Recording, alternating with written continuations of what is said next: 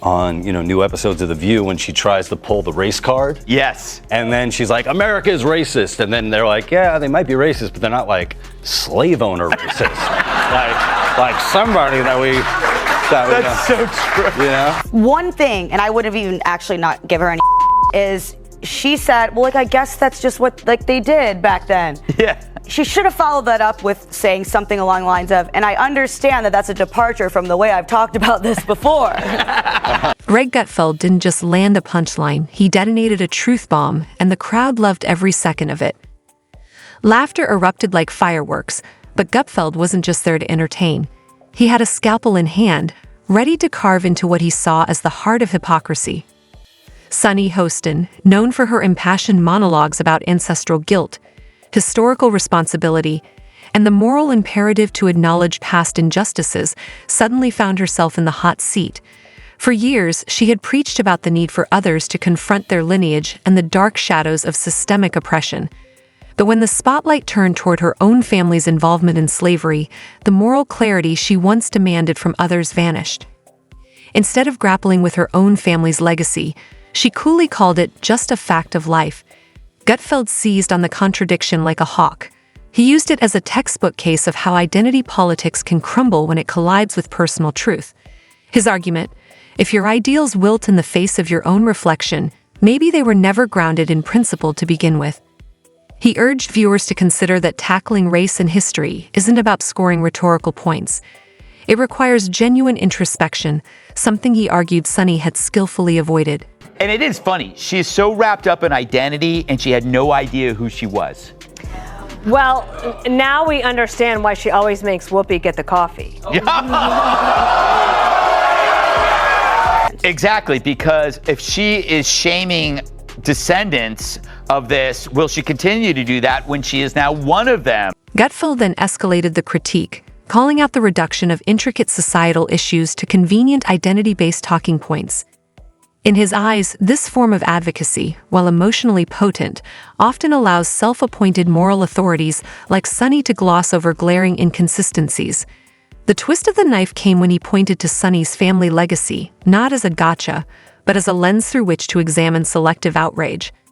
Her avoidance of the subject, her breezy dismissal of deeply uncomfortable truths, painted a picture of someone who wields accountability like a weapon, but retreats from it when the tables turn.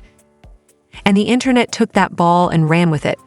Within hours, memes flooded timelines. One viral post read, "Reparations?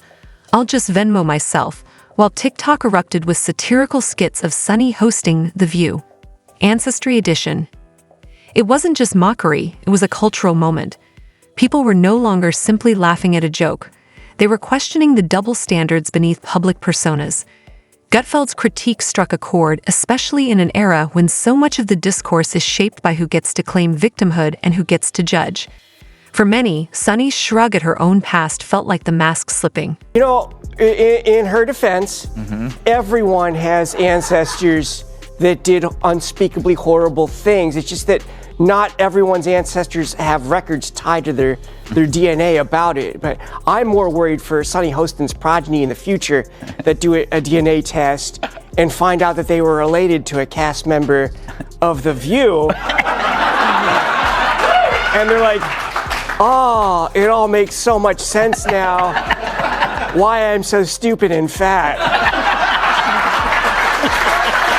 Of course, some sprang to her defense, arguing that no one should be judged for the sins of their forebears. But this argument rang hollow for others who watched Sunny demand exactly that of others on national television for years. This wasn't just about personal guilt, it was about moral consistency. If you've made a career out of pointing the finger at others for ancestral injustices, people expect you to apply that same scrutiny inward. Instead, Sunny offered a nonchalant brush-off, treating her slave-owning ancestry as an unfortunate footnote. Critics weren't having it. They asked the obvious question, is this what accountability looks like when the mirror is turned inward? On The View, the air shifted palpably when the story broke. The usual high-energy banter gave way to an uneasy silence, as if someone had cut the laughter track. Even Whoopi Goldberg, the queen of quick comebacks, seemed momentarily stunned. Meanwhile, over on Gutfeld's set, the atmosphere was gleeful and savage. Co-hosts cracked jokes with gleeful abandon. One quipped, maybe Sunny should start writing herself apology checks, while another proposed a new ancestry-themed spin-off of The View. The moment was too rich for satire to resist. Even Rosie O'Donnell chimed in, not with mockery, but with a more philosophical perspective, reminding the world that one's legacy is not always a reflection of one's character. Still, the irony lingered like smoke. Guess there's nothing worse than to find out you're a white woman. She's so disappointed. It's really disappointing. Her mother was white. Oh my God. shame. Oh my God. The horror. It's PBS, I think, show about your history, and finds out that she's, this is fantastic. She is descended from slaveholders. She's descended from slaveholders, and she's been apparently getting a lot of mail about her call for reparations because it turns out she's going to be paying them and not actually receiving them. Rosie's interjection attempted to shift the narrative, urging people to evaluate individuals on their present actions rather than their ancestral baggage. But she didn't let Sunny entirely off the hook either. Rosie warned that identity politics, when taken to extremes, can collapse under the weight of their own contradictions. And that's what Sunny's situation illustrated perfectly.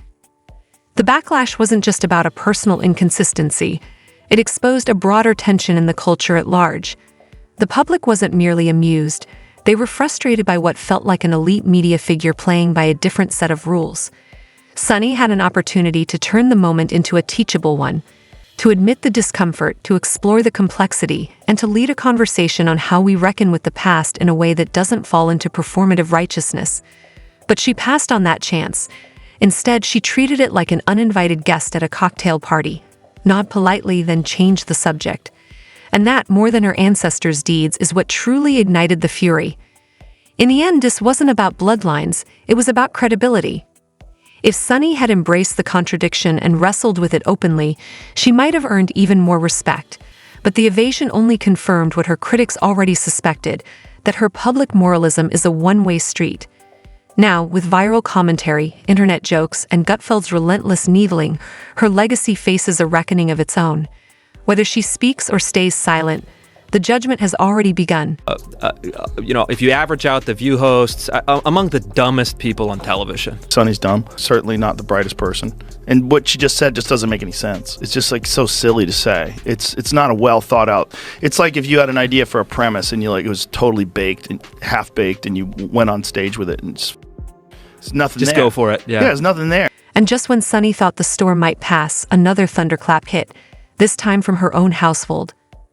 The spotlight shifted from her television persona to her husband, Dr. Emmanuel Hostin, who suddenly found himself entangled in a legal scandal of cinematic proportions. A respected orthopedic surgeon and founder of Hostin Orthopedics and Sports Medicine, Dr. Hostin is now named in a sweeping RICO lawsuit. Yes, RICO. The very legal tool once used to take down the mafia is now being aimed at white coats instead of wise guys. The accusations: insurance fraud, illegal kickbacks, and a stunningly orchestrated network of corruption allegedly involving over 180 defendants. It's the kind of scandal that could make even the boldest crime novelist blush. At the center of it all is a disturbing allegation that patients were subjected to unnecessary surgeries so insurance payouts could be juiced, with doctors pocketing the difference in hush-hush deals. In this twisted tale, healthcare became a casino and the patients just chips in the pot. I want a citizen that has a policy. I mean, I'm not saying that Joe Rogan should be removed from Spotify. He's got 11 million listeners. He's got $100 million, contract as of 2020. But I do think as the podcast platform, you have to have some sort of guidelines. How about a disclaimer on his podcast that says, this is misinformation? How about removing some of the podcasts that disseminate this misinformation? They have. And that's Specifically, the lawsuit alleges that Dr. Hostin accepted financial kickbacks in exchange for performing arthroscopic surgeries, minimally invasive procedures that, while routine, become deeply unethical if they weren't medically necessary. These aren't just clerical errors or billing mishaps. If true, they amount to a betrayal of the sacred doctor-patient trust. Imagine waking up from surgery thinking your health was in good hands, only to discover you were collateral damage in a profit scheme.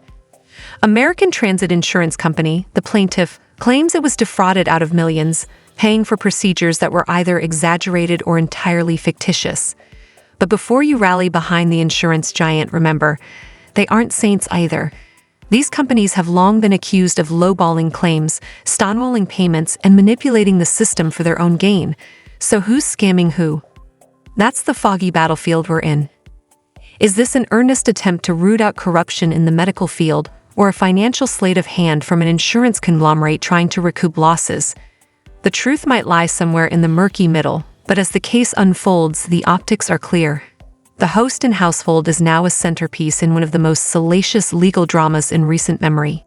According to a new lawsuit obtained by Page Six, the orthopedic surgeon was one of 200 defendants named in one of the biggest racketeer-influenced and corrupt organization cases ever filed in New York. Emmanuel was accused of federal insurance fraud and, quote, getting kickbacks by performing surgery and billing a company that insured taxi companies. Enter Daniel Thwaites, Dr. Hostin's defense attorney, who wasted no time in denouncing the lawsuit as nothing more than a publicity stunt. He painted the plaintiffs as opportunists, accusing them of launching a frivolous attack to recover self-inflicted financial wounds.